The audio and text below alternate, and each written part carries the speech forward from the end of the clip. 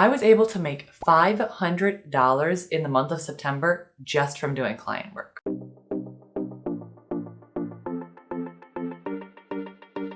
Hey, my name is Sarah, and for today's video, I'm going to be breaking down my September income and show you how I was able to hire on 3 clients and make $500 for the month of September. You may have seen the last video I did on this topic when I was talking about how I made my first $100, and that was back in January.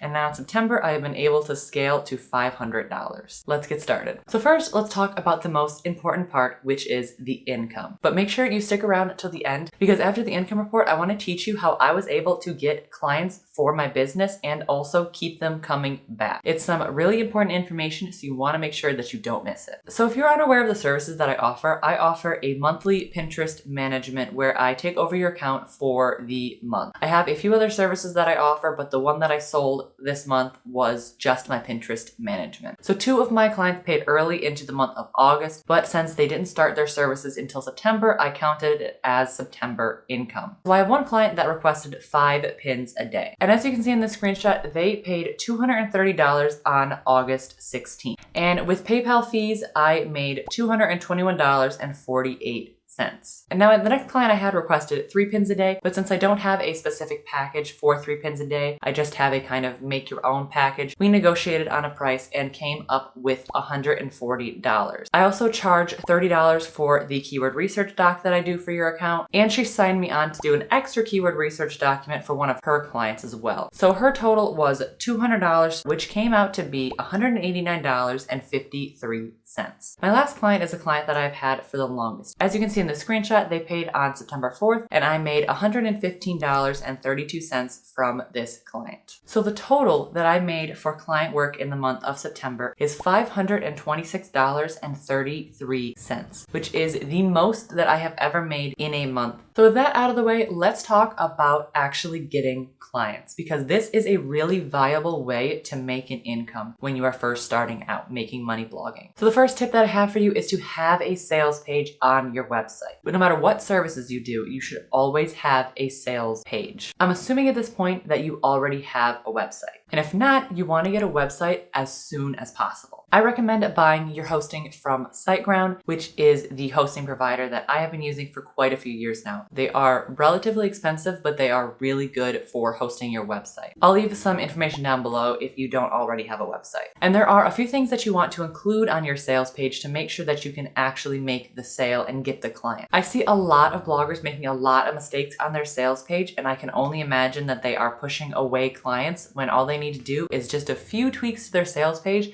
and they could be seriously attracting potential clients to their services. One of the things that you want to do on your sales page is create some authority. You want to give people a reason to actually hire you, because if they just come to your website and they have no idea who you are, they aren't going to trust you at first. You have to prove that you actually know what you're talking about, otherwise nobody's going to want to hire you. You are not the only person that is going to offer this service. So what makes you different from the rest of the people offering this service? What experiences do you have in providing this service? I see bloggers putting up sales pages that just have nothing on them. They just have the services and please hire me. And that's really not how you're going to get clients. If the person coming to your page doesn't actually trust you and doesn't think that you know what you're talking about, you are not actually going to make that conversion. You can either tell them how long you've been running the service. You can tell them how many clients that you've had. And even if you are just starting your freelancing service, maybe you don't have any clients yet, so maybe you don't have a whole lot of experience in what you are doing. There are still a few things that you can do to fix that. You can show your stats so that people know that you know what you're talking about. So like for me, when I first started, I obviously didn't have many clients. So I showed my Pinterest stats, and that would show people that I was getting good results on my Pinterest, and I would be using the same strategies on their accounts to get them hopefully similar results. Or you could hire on a client for a free or reduced price in exchange for a review once you are done with that service. What I did was I started with a less expensive service. So not only do I offer Pinterest management, but the first first service that I offered was just simply pin creation. I would create some pins for you and send them off to you to pin. I started my services off at like $25. And starting the service at a lower price would be good because then I could attract clients to get those reviews. And then I took the reviews from just my pin creation and used them to moving into Pinterest management. If you don't tell people why they should hire you and also show proof that you know what you're doing, you're going to have a hard time getting your first clients. The next thing you really need to do is be clear on what you offer. I see this mistake a lot when it comes to sales pages on the internet, is people don't actually know what you are offering. You want to let the viewer know exactly what they are going to be getting when they book with you. You don't want to have any miscommunications when it comes to offering services online. Of course, you don't have to lay out every single thing that you are going to be doing. You can get a little bit more specific with the strategy when you are actually talking to that client. But in regards to the specific services that you offer, you really want to make sure that you are putting everything in there, and then you could talk strategy with them later, but once they've already inquired to work with you. If you're unclear about what you're offering, you are either going to run into problems, you're the client thinking you are offering one thing and you're actually offering another, or people don't understand what it is that you offer and they just won't hire you in the first place. People also want information fast and they want it easy. So if your sales page is really wordy and it isn't clear as quickly as possible what it is that you offer, people could just get bored and move on. You also want to make sure that it is easy as possible for people to contact you.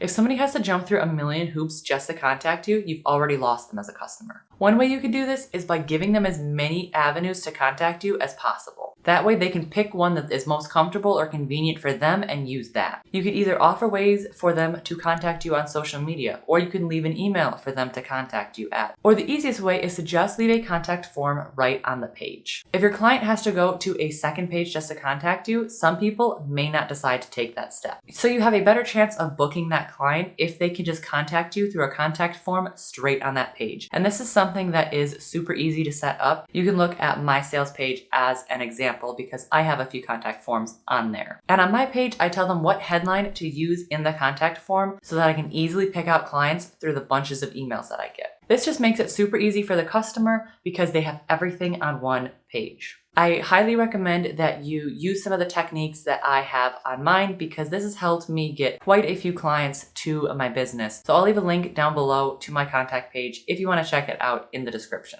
Getting your first freelance clients isn't easy, but once you have them, make sure that you keep them coming back. Treat your first clients extra special. It's important that you treat all of your clients the same and you give them the exact services that you offer, but you really want to treat your first clients just a little bit extra special because it is so hard to get those first clients, and the better you treat your clients, the more likely they are to come back as a return client or even push your services out to other people and recommend you to other people to help you grow your services. Especially with those first few clients, because if you don't have a lot of experience and you don't have a lot of reviews, you may be able to get a good review to help you get more and more clients as you grow. If you want to learn more about how to make money blogging, or you want to learn how I personally make money blogging, check out one of these two videos right here. Make sure to like this video if you liked and subscribe to my channel down below for more videos just like this. And I'll see you next week. Bye!